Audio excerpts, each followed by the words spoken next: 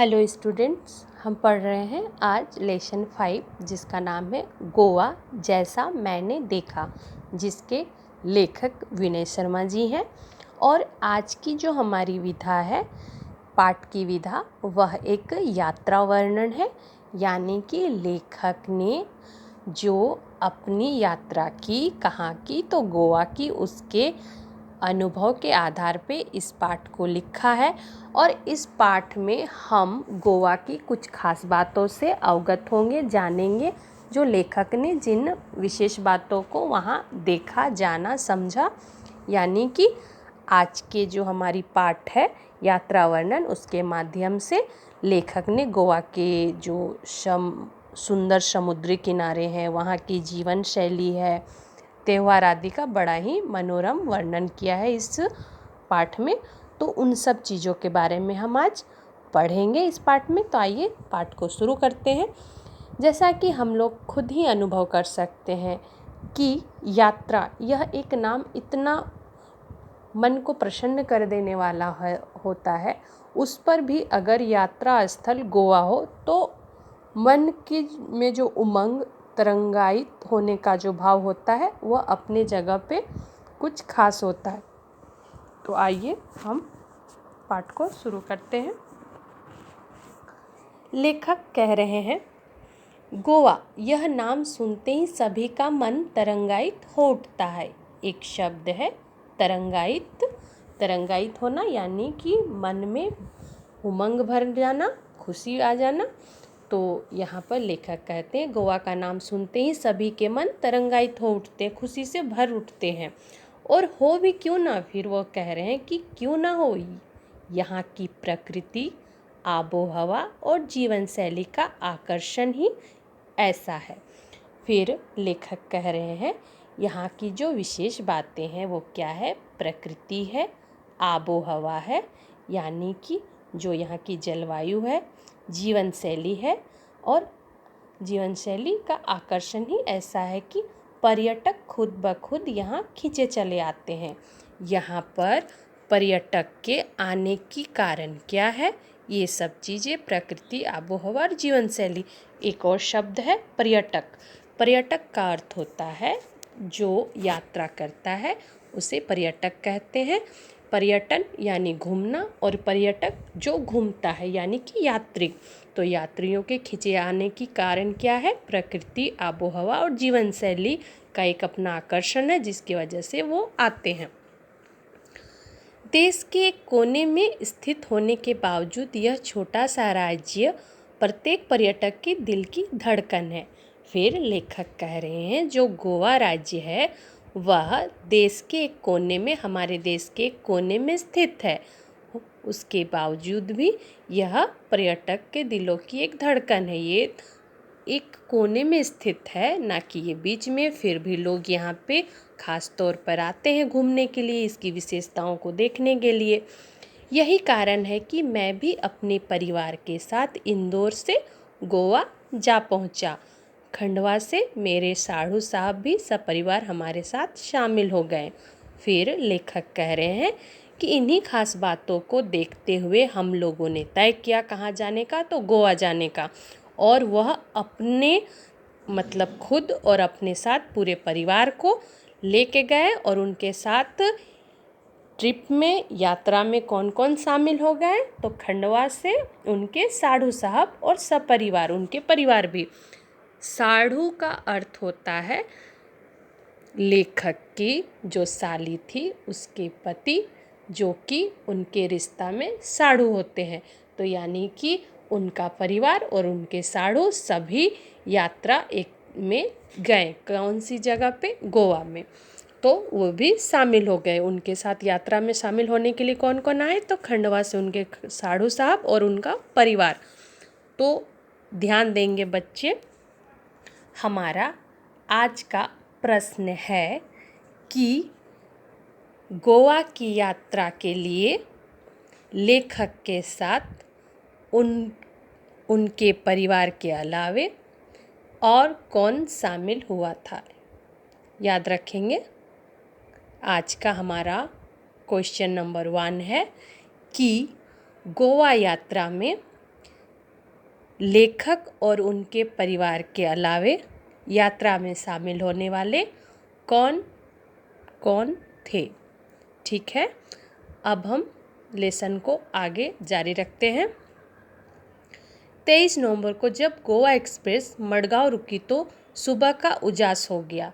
एक शब्द आया है उजास। उजास का अर्थ होता है उजाला या फिर सुबह हो जाना। 23 नवंबर को जब गोवा एक्सप्रेस, यहाँ पे ट्रेन का नाम है, जब गोवा एक्सप्रेस मडगांव में रुकी तो सुबह का मतलब उजाला हो गया था। फिर क्या हुआ, यह डेट के साथ दिया गया है। 23 नवंबर को जब गोवा एक्सप्रेस मडगांव रुकी तो सुबह का उजास हो गया, वो यात्रा पर निकल गए। और यह कहानी है 23 नवंबर को जब गोवा एक्सप्रेस मडगांव में रुकी तो सुबह हो चुकी थी। फिर क्या हुआ, जो वहाँ मडगांव पहुँचने के बाद जो खास बातें हुई, ध्यान देंगे बच्चे। एक टैक्सी के हॉर्न ने मेरा ध्यान खींचा, यानी लेखक का ध्यान एक टैक्सी के हॉर्न ने खींचा और हम फटाफट उसमें बैठ गए।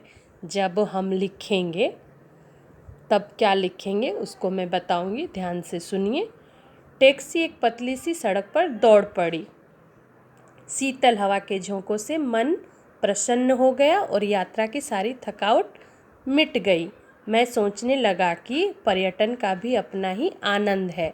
जब हम जीवन की कई सारी समस्याओं से जूझ रहे हो तो उससे निजात पाने का सबसे अच्छा तरीका पर्यटन ही है।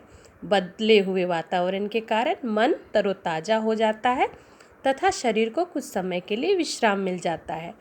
पहले इस पैराग्राफ को इस हम गद्यांश को समझाती हूँ। जब लेखक 23 नवंबर को गोवा एक्सप्रेस से मडगांव पहुँचे और सुबह हो चुकी थी तो फिर क्या हुआ, सबसे पहले जब लेखक का ध्यान खींचने वाली बात हुई वह कौन सी हुई कि एक टैक्सी के हॉर्न ने उनका ध्यान खींचा, लेखक का ध्यान खींचा और हम फटाफट उसमें बैठ गए। यानी कि लेखक और उनके परिवार के सदस्य सभी उस टैक्सी में बैठ गए। फिर क्या हुआ, टैक्सी एक पतली सी सड़क पर दौड़ पड़ी, दौड़ने लगी यानी चलने लगी। उसके बाद जो ये बातें हैं वह कोई सिर्फ जानकारी के लिए है, वह खास बातें नहीं है जो कि लेखक का ध्यान या फिर लेखक के मडगांव से बेनालियम रिसोर्ट तक का सफ़र का कोई खास बात नहीं है। ध्यान से सुनिएगा। शीतल हवा के झोंकों से मन प्रसन्न हो गया और यात्रा की सारी थकावट मिट गई। मैं सोचने लगा कि पर्यटक का भी अपना ही आनंद है। जब हम जीवन की कई सारी समस्या से जूझ रहे हो तो उससे निजात पाने का, निजात का अर्थ होता है उससे छुटकारा पाने का सबसे अच्छा तरीका क्या होता है, पर्यटन करना, घूमना फिरना। बदले हुए वातावरण के कारण मन तरोताज़ा हो जाता है, शरीर को कुछ समय के लिए विश्राम मिल जाता है। तो आज का हमारा दूसरा प्रश्न है, आज के वीडियो का हमारा दूसरा प्रश्न है कि लेखक का मडगांव से बेनालियम रिसोर्ट तक का सफ़र में क्या क्या खास बातें होते हैं। तो हमने जो खास बातें देखे हैं वो मैं एक बार फिर से आपको हाईलाइट करके दिखाती हूँ। सबसे पहले क्या हुआ, लेखक का एक टैक्सी का हॉर्न ने ध्यान खींचा और हम उसमें फटाफट बैठ गए। तो हम लिखेंगे फिर लेखक और उनके परिवार उसमें फटाफट बैठ गए, ये हो गए 2। और नंबर 3 पॉइंट जो है, नंबर तीसरा बिंदु जो है, टैक्सी एक पतली सी सड़क पर दौड़ पड़ी, ये 3 चीज़ें हैं। चौथा जो है वह अभी पाठ के दौरान आएगा, इनमें से कुछ भी चौथा हमारा पॉइंट नहीं है। तो याद रखेंगे, आज का दूसरा प्रश्न है लेखक का मडगांव से बेनालियम रिसोर्ट तक का सफ़र में क्या क्या खास बातें हुई, जिनमें से ये 3 चीज़ें हैं। तो अब पाठ को मैं आगे लेके जाती हूँ जहाँ पर आपको इस क्वेश्चन नंबर 2 का आंसर मिल जाएगा। नंबर 4 जो कि चौथा बात है वो उसमें मिलेगा। तो आइए जारी करते हैं। कुछ देर बाद हमारी टैक्सी मडगांव से 5 किलोमीटर दूर दक्षिण स्थित कस्बा बेनालियम के एक रिसोर्ट तक आकर रुक गई। फिर ये हमारा चौथा और आखिरी हमारा जवाब है, जिसका प्रश्न था लेखक का मडगांव से बेनालियम रिसोर्ट तक का सफ़र में क्या क्या खास बातें होती है। तो पहला होता है, एक टैक्सी के हॉर्न ने लेखक का ध्यान खींचा। आप यहाँ पर मेरा के जगह पे क्या लिखेंगे, लेखक का ध्यान खींचा। और उसमें लेखक और उनके परिवार फटाफट बैठ गए। नंबर 3, टैक्सी एक पतली सी सड़क पर दौड़ पड़ी। और नंबर 4 हमारा कुछ इस तरह है कि मडगांव से 5 किलोमीटर का सफ़र तय कर रिसोर्ट तक पहुंच गए। यहाँ पर इतना लंबा लिखा है, उसको नहीं लिखना है। मडगांव से 5 किलोमीटर की दूरी तय कर बेनालियम रिसोर्ट तक आकर पहुँचे। ये हम लिखेंगे, इसको छोटा करेंगे। मडगांव से 5 किलोमीटर सफ़र तय कर रिसोर्ट पहुँचे, ये हम लिखेंगे नंबर 4। तो याद रखेंगे इसको।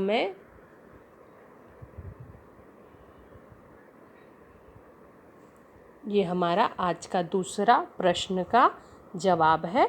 तो याद रखेंगे, आज के वीडियो में हमने 2 क्वेश्चन किए हैं, जिनका जवाब क्या है आपको वो भी दिखाया गया है। अब हम पाठ को आगे लेके चलते हैं। यह रिसोर्ट हमने पहले से बुक करा लिया यानी कि आरक्षित करा के रखा था, पहले से उसको हमने रिज़र्व किया था। इसलिए औपचारिक खाना पूर्ति यानी कि जो भी आवश्यक लिखा पढ़ी की बातें थी, जो भी उसमें जो औपचारिकता थी, वो जो भी उसमें हमारी काम की चीज़ें, जो भी कागजात वगैरह भरनी थी, वो हमने करके रखा था पहले से। तो इसमें हमें आराम करने का, खाना पूर्ति कर हम आराम करने के इरादे से अपने अपने स्यूट में चले गए। फिर लेखक कहते हैं कि हमने जो भी औपचारिकता थी हमारी लिखने पढ़ने की, वो हमने किया होटल में जाने के बाद। फिर रिसोर्ट में जाने के बाद ये सब किया और फिर अपने अपने जगह पे हम चले गए। इससे पहले कि हम कमरों से बाहर निकले, यानी कि अपने कमरे से जब बाहर निकलते उससे पहले क्या हुआ, मैं आपको गोवा की कुछ खास बातें बता दूं। लेखक कह रहे हैं कि उससे पहले मैं जो गोवा में उन्होंने जो कोई खास बात देखा उसको हमसे वह बतलाना चाह रहे हैं, जो कि कुछ इस तरह है। दरअसल गोवा राज्य 2 भागों में बटा हुआ है। गोवा राज्य कितने भागों में बटा हुआ है, तो 2 भागों में, दक्षिण गोवा जिला तथा उत्तर गोवा जिला। एक प्रश्न आपका और आया है इस वीडियो के माध्यम से, नंबर 3, क्वेश्चन नंबर 3, कि गोवा राज्य कितने भागों में बटा हुआ है और उनके नाम कौन कौन से हैं। आज का नंबर 3 जो क्वेश्चन है वह है, गोवा राज्य कितने भागों में बटा हुआ है और उनके नाम कौन कौन से हैं। तो आप जवाब में लिखोगे, गोवा राज्य 2 भागों में बटा हुआ है, पहला दक्षिण गोवा जिला तथा उत्तर गोवा जिला। यहीं तक लिखना है जवाब में। अब हम वीडियो को आगे करते हैं। जिसकी राजधानी पणजी, 1 मिनट पहले मैं इसको रब कर दूं। इसकी राजधानी पणजी मांडवी नदी के किनारे स्थित है। और जो गोवा जिला की राजधानी है वह कौन सी है, तो पणजी है।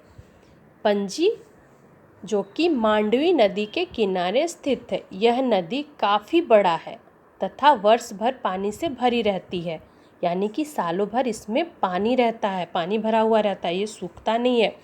फिर भी समुद्री इलाका होने के कारण यहाँ मौसम में प्राय उमस तथा हवा में नमी बनी रहती है। यहाँ की जो जलवायु मौसम है वह उमस भरा होता है। उमस का अर्थ होता है जो हवा में गर्मी मौजूद होता है, जो हवा तो बहती है लेकिन गर्म हवा, उसे उमस कहते हैं। शरीर चिपचिपाता रहता है, जो शरीर में गर्मी का कारण होता है वह होता है उमस। और उमस के चलते यानी कि उसके कारण जो कि हवा बहता वो भी गर्म बहता है, यानी कि बॉडी में पसीने की हमारी जारी थी। लेखक कह रहे पसीना भी था और जो हवा था वो भी गर्म था, जिसके चलते शरीर में चिपचिपाता रहता है। यानी कि गर्मी और उमस से पसीना भी निकलता है और उससे थोड़ा गर्मी लग रही थी, जिसके चलते शरीर चिपचिपा हो रहा था। लेकिन मुंबई जितना नहीं, वह कह रहे हैं था, किंतु मुंबई में उनको ज़्यादा गर्मी महसूस हो रही थी, उसकी तुलना में उन्हें वहाँ पे कम लग रही थी, क्योंकि यहाँ का क्षेत्र हरितिमा से भरपूर है। हरितिमा का अर्थ यहाँ पे एक शब्द आया हरितिमा। हरितिमा का अर्थ होता है हरियाली या फिर हरा भरा। हरितिमा से भरपूर है, फिर भी धूप तीखी है। धूप तीखी है यानी कि धूप वहाँ की कड़ी होती है। यो तो गोवा अपने खूबसूरत सफ़ेद रेतीले तट्टे यो तो गोवा अपने खूबसूरत सफ़ेद रेतीले तटों, महंगे होटलों तथा ख़ास जीवन शैली के लिए जाना जाता है, लेकिन इन सब के बावजूद यह अपने में एक सांस्कृतिक विरासत भी समेटे हुए है। फिर लेखक कह रहे हैं, ऐसे तो गोवा की खूबसूरती जो है वह किससे है, तो यहाँ की सफ़ेद रेतीले तटों से है, महंगे होटलों से है तथा यहाँ की खास जीवन शैली के चलते जाना जाता है, लेकिन इसके बावजूद अपने में एक सांस्कृतिक विरासत भी समेटे हुए। संस्कृति जो कि संस्कृति से जुड़ा होता है, वहाँ पे इसकी एक धरोहर अभी भी मौजूद है, समेटे हुए है। यहाँ की शाम बड़ी अच्छी होती है, तो चलो इस शाम का आनंद लें। लेखक ने यहाँ तक आज का हमारा जो पाठ है वह पेज नंबर 18 हम यहीं तक करेंगे, और आगे का जो हमारा पाठ है वो अगले वीडियो में हम देखेंगे और जानेंगे। तो हमारा आज के जो प्रश्न थे उनको आप वीडियो के माध्यम से देखिए, और उन पाठ के जितने भी आपको पाठ से संबंधित जितने भी प्रश्न पूछेंगे उनके जवाब दीजिए। तब तक धन्यवाद।